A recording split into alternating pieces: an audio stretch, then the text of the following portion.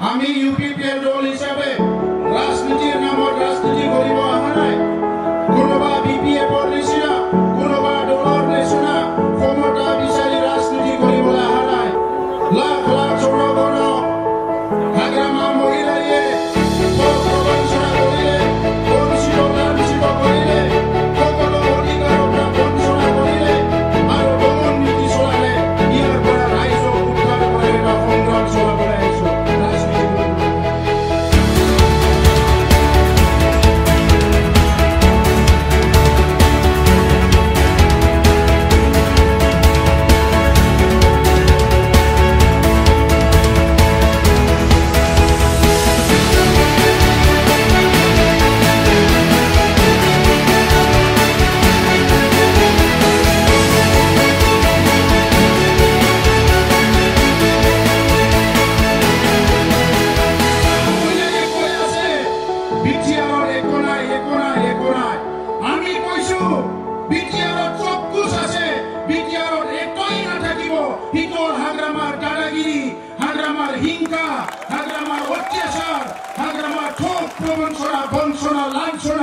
এইটো মানে ভ্ৰষ্টাচাৰ নাথাকিব